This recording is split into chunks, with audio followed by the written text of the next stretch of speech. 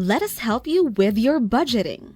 This is Ash Cash Tash, where we take the complexity out of money matters. We are here to guide you through the ins and outs of wealth management with a smile. In this channel, we believe that navigating the world of finance shouldn't be dry and dull. That's why we bring you a delightful blend of professionalism and comedic relief to keep you engaged while we unravel the mysteries of personal finance. Prepare to embark on a journey of financial enlightenment as we cover topics such as budgeting, investing, and strategic money management. But fear not, we'll infuse each lesson with a pinch of comedy because let's face it, laughter is the best financial medicine. So grab your notepads, power up your calculators, and let's dive into the fascinating world of wealth creation. Together, we'll uncover strategies and insights that will have you confidently navigating the financial landscape. Number 1 is your retirement fund. Hey my buddies, listen up. I've got a nifty little gem for you called the 401k plan. It's like a secret weapon for securing your financial future. And guess what? Your employer might just offer it to you. But hey, if 401ks aren't in the cards for you, no worries. There are other fishes in the investment sea. Now, picture this. You stash away some of your hard-earned cash before it even lands in your eager hands. It's like saving for the future without even feeling the pinch. Why is this important, you ask? Well, let's face it. Running out of money before you've had your fill of life is a real bummer. We definitely want to avoid that fate.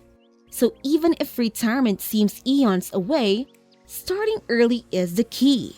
Set aside a cool 5 to 15% of your paycheck into that 401k, especially if your employer throws in some extra dough as a matching contribution.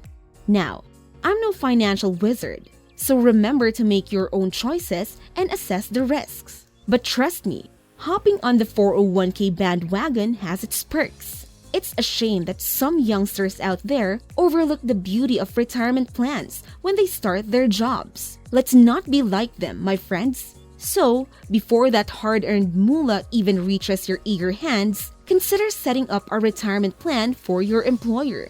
And hey, if that's not an option, don't fret. Your government or country might have something similar in store for you, where you can squirrel away some pre-tax cash or invest it in a retirement account.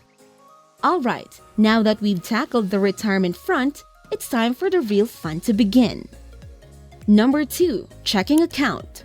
Alrighty folks, this is where the action happens. Our hard-earned moolah lands in our trusty checking account. Now, for most people, this is where the buck stops. Literally, they pay all their bills, credit cards, and whatnot straight from their checking account, considering it their one and only savings. But hold on tight, because I'm about to blow your mind with something fancy. You can have withdrawals set up for your checking account to different places. Yep, you heard me right. Multiple accounts for different situations. Having just one account? That's so last season. So step number 2 is to make your checking account the epicenter of your financial universe. Trust me, it's crucial. Now, there might be some folks out there who don't receive direct deposits from their employer. Maybe you get paid in good old cash or a good old-fashioned paycheck. But let me tell you, it's often better to have that sweet cash flowing directly into your account.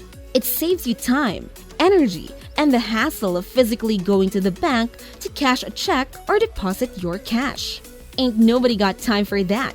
So if you can swing it, set up that direct deposit with your employer. Alright, let's move on to the next biggie, which is all about paying for your, drumroll please, expenses.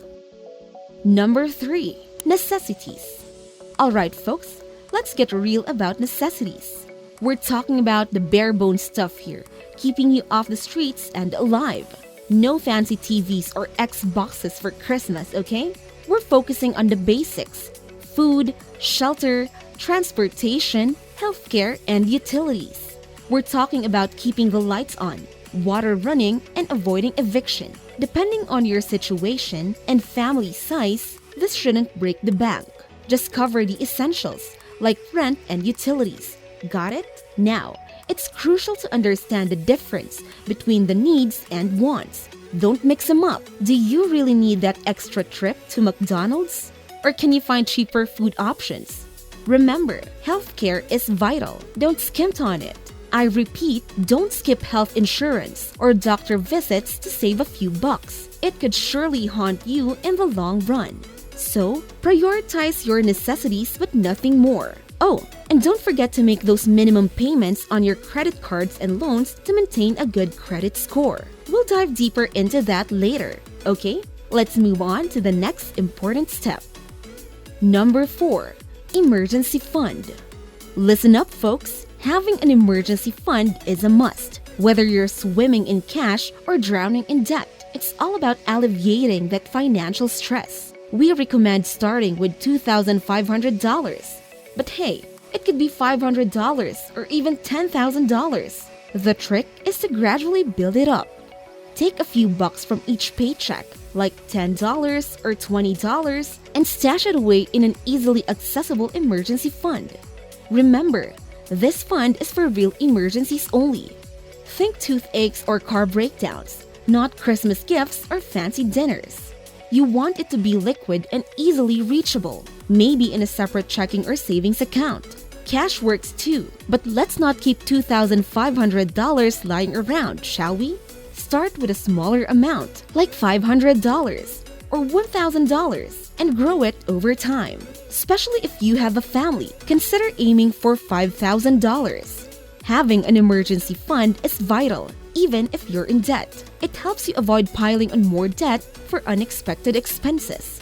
So, don't wait. Get that emergency fund rolling. Alright, on to the next step. Number 5 is debt payoff. Alright, it's time to say goodbye to debt once and for all.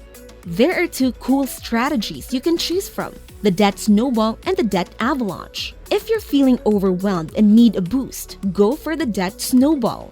Start with the smallest balance, regardless of interest rates, and knock them out one by one. It's like a satisfying game of debt dominoes. Now, some folks tend to avoid their loans, just like that dreaded school project that keeps haunting your thoughts. Trust me, that's a bad idea. Confront your loans head on and you'll feel so much better. Now, the debt avalanche method is more logical and saves you more money in the long run. Attack the debt with the highest interest rate first, like those credit card bills that can be real troublemakers. Still, it depends on your personality and how focused you can stay. Remember to make minimum payments for all your debts and avoid those credit score killing defaults. Let's kick that debt to the curb, one step at a time. Number 6. Saving for payroll. Now, here comes the fun part. Saving up a chunk of cash equivalent to 4 to 8 months of your salary is like creating your own personal treasure trove. Picture this: you're on a quest for financial security and you're about to embark on an epic adventure.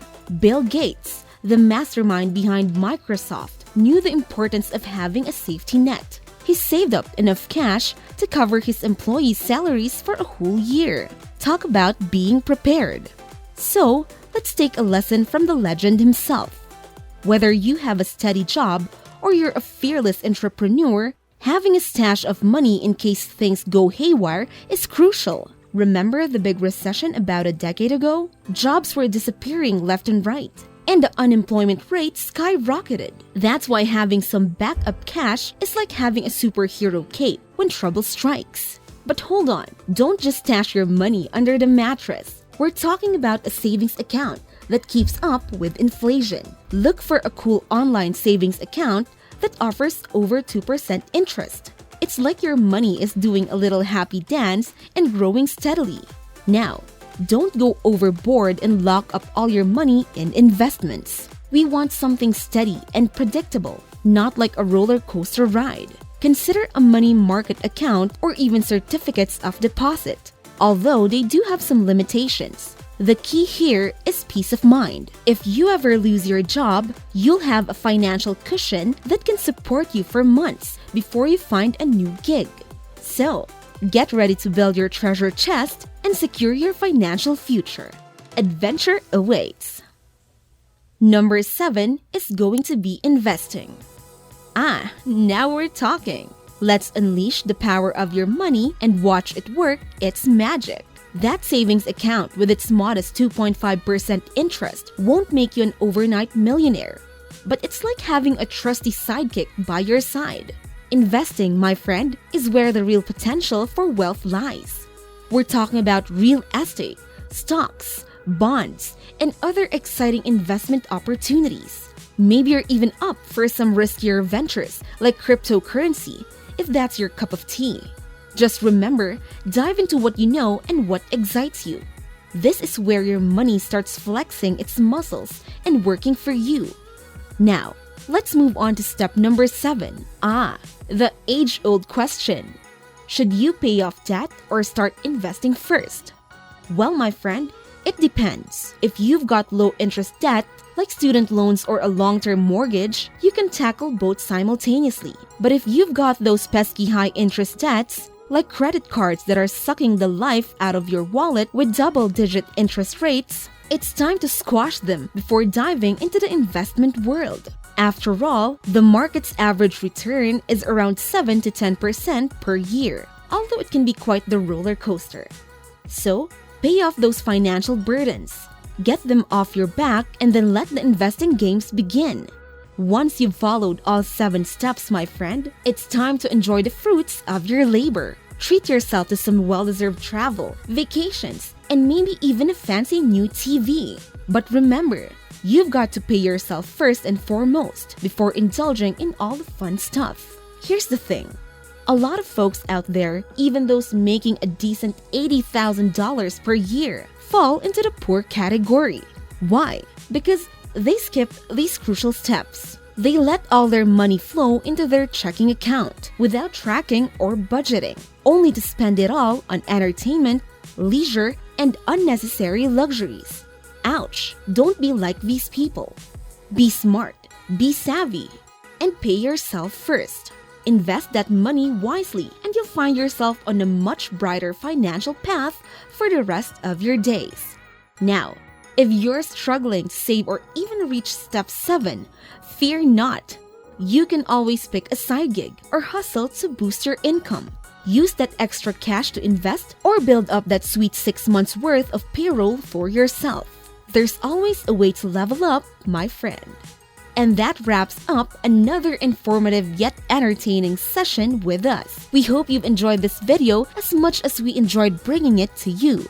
Remember, as you embark on your financial journey, it's important to strike a balance between seriousness and a healthy sense of humor. By staying informed and having a few laughs along the way, you'll set yourself up for long-term financial success. Don't forget to subscribe to our channel and hit that notification bell so you never miss a moment of financial advice. We're committed to providing you with valuable insights that will make your financial journey a more enjoyable one. Connect with us in the comment section below. We love hearing from our dedicated viewers, and we'll be there to answer your questions and engage in a little friendly banter. After all, finance doesn't have to be all seriousness. Until our next episode, keep honing your financial skills with a smile, because laughter and financial prosperity go hand in hand. Wishing you financial success.